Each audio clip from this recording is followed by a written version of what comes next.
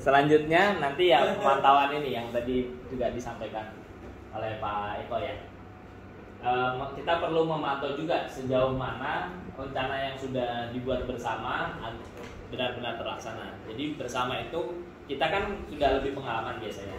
Jadi ketika dia kasih usulan masalah itu, kalau kurang kita tanya lagi. Kira-kira kalau itu kurang, apalagi solusi yang bisa ditambahkan gitu. Kan kita bisa ngukur nih, solusi ini akan berhasil atau tidak gitu. Nah kita pancing lagi, jangan kita tembak langsung juga gitu, kita pancing lagi. Itu metodenya ini begitu kira-kira. Nah, jadi solusi itu adalah kita anggap sebagai solusi bersama antara anggota dan kita. Terus keep record ya, terus ikuti gitulah ya. Feedback, minta feedback. Terus kita dengarkan penyampaian umpan dan bertanya. Jadi kita perlu tanya lagi nanti kalau sudah ya, gimana udah, ada apa kendalanya gitu.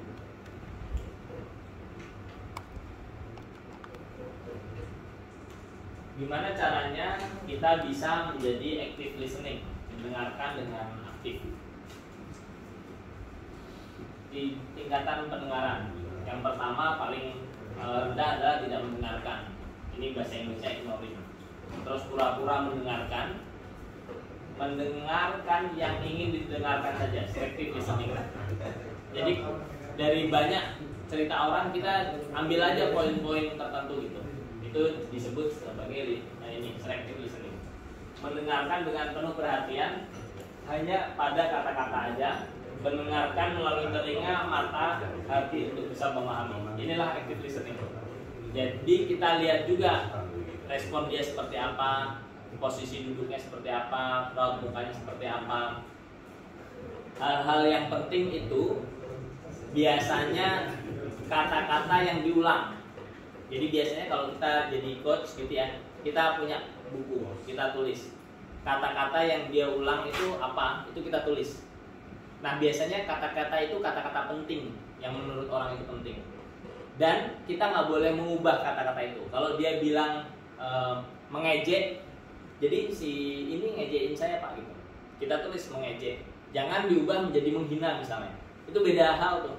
Setidaknya menurut yang anggota kita, menurut yang ngomong, itu adalah dua kata yang berbeda. Walaupun mungkin menurut kita sama aja gitu ya, tapi menurut dia berbeda ya berbeda. Kita harus pakai kata yang dia pakai. Jadi harus ingat tuh kata-katanya gitu. Misalnya tadi disampaikan disiplin, tegas, dan bijak ya kalau nggak salah ya. Adil. Nah itu biasanya kita tulis tuh. Jadi nanti kita tidak salah lagi dengan ulang kata-katanya. Terus mendengarkan masih terkait yang tadi, usaha untuk memahami apa yang dibalik ungkapan verbal dan non verbal disampaikan seseorang. Verbal itu yang keluar dari kata-kata ya, dari mulutnya. Non verbal itu bisa tindakan, bisa kode, bisa gitu misalnya, dan seterusnya. Itu non verbal. Jadi yang harus poinnya harus didengarkan itu biasanya terkait pengalaman, perilaku, perasaan, dan cara pandang. Jadi ini harus terkait dengan hal-hal ini: pengalaman, perilaku, perasaan, dan juga cara pandang dari anggota kita. Manfaatnya membangun raport. Membangun raport itu membangun hubungan antara kita dan anggota. Jadi sehingga mereka bisa lebih terbuka. Caranya ya kita dengan active listening tadi, dengan mendengarkan semaksimal mungkin. Membantu konseli mengekspresikan diri, membantu anggota kita mengekspresikan diri. Anggota merasa didukung, merasa didengarkan, dimengerti, diterima, membangun kepercayaan terhadap diri kita. Jadi mereka juga percaya ke kita ketika mau bicara. Membantu memecahkan masalah. Yang agak sulit sebetulnya membangun kepercayaan dan agar kita diterima oleh anggota kita. Umpan baliknya, informasi verbal, non verbal yang disampaikan dimanfaatkan seseorang terkait dengan upaya peningkatan perilaku. Umpan balik berguna untuk menyampaikan masukan hasil kerja agar tetap terarah pada tujuan dan pencapaian target perusahaan. Ya, ini yang tadi disampaikan biasanya umpan balik ini tidak kita perhatikan, jadi kita tidak membuat komitmen. Nah, yang perlu kita lakukan ya komitmen itu. Jadi misalnya solusinya ini, ya udah nanti kita lihat lagi dalam 2 jam ini bisa tercapai atau enggak ya. Nanti 2 jam kita tanyakan lagi. Kita juga harus ingat komitmen itu berapa lama kita tulis.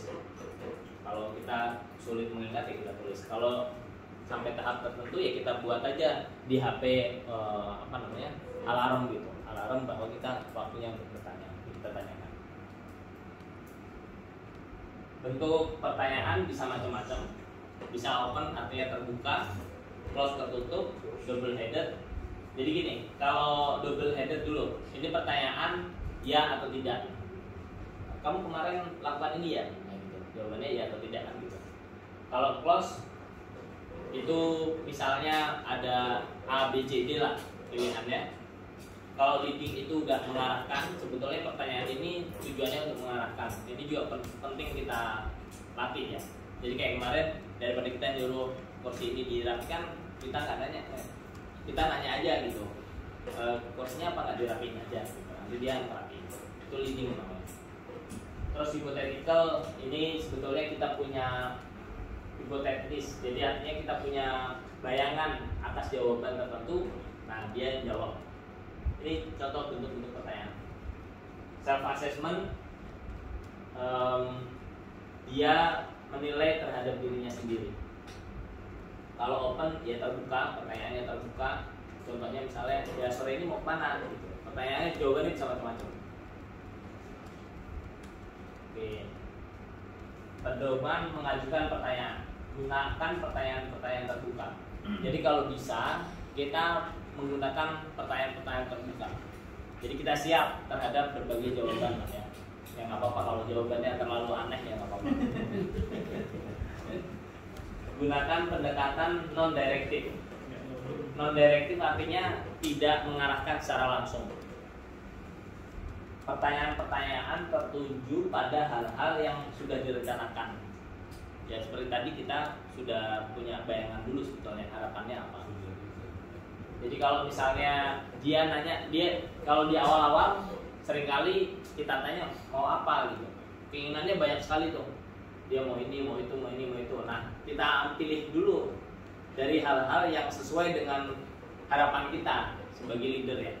Nah, nanti fokus di situ gitu. Karena perlu fokus nanti di awal bisa banyak sekali kita pilih, kita fokuskan di situ.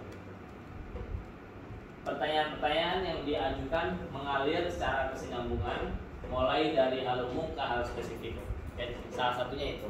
Termasuk juga kalau ternyata keinginan dia itu masih umum sekali, ya kita coba tanyakan, coba kalau lebih spesifik seperti apa gitu.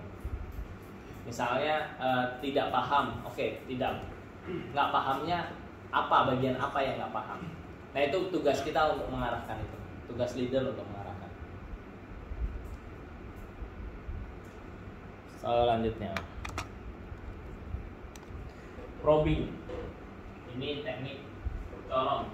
Ini contoh tadi kalau misalnya dari umum ke khusus gitu ya. Contoh pertanyaan umum, apa kabar? Gimana kabar, kondisi kabar keluarga Anda gimana? Terus yang lebih spesifik, kondisi proyek gimana? Gimana progres kemajuan tugas yang kemarin dikasih? Terus lebih spesifik lagi, tolong diceritakan lebih jauh tentang yang tadi dijawab ya. Misalnya dia udah jawab ini ya, target yang saya lakukan ada kendala sih gitu. Nah selanjutnya adalah kita ambil dari yang dia sampaikan, kendalanya seperti apa yang dimaksud. Yang dimaksud kendala itu apa. Jadi harus ambil dari yang dia sampaikan. Itu yang tadi saya bilang, kalau terlalu sulit atau ada kata-kata yang penting harus kita tulis gitu, biar kata-katanya sama dengan yang disampaikan. Mengapa Anda mengambil keputusan itu? Terus bagaimana hasil keputusan tersebut? Menurut Anda apa yang bisa dilakukan? Ini selanjutnya. Oke, ini contoh tanya yang lain. Perlu diperhatikan hal-hal ini. Contoh misalnya ada ya gitu ya. Oh ya gitu. Itu tuh hal-hal yang perlu kita perhatikan.